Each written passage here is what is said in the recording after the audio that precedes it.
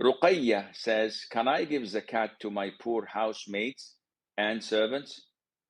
My intention is to give zakat to a poor Muslim, but also if I have the intention that they should work with me and not think of leaving work, is it okay? I give them sufficient salary for their work. The zakat is not at all the amount to compensate for their work. This is a conflict of interest, Ruqayya.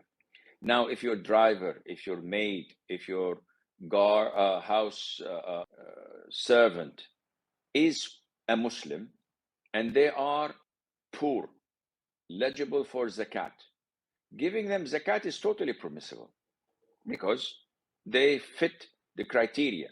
The problem is with your intention. If your intention is to select them specifically to give them the zakat with the intention that you retain them so that they would not look for another job elsewhere, because your zakat now is becoming an incentive.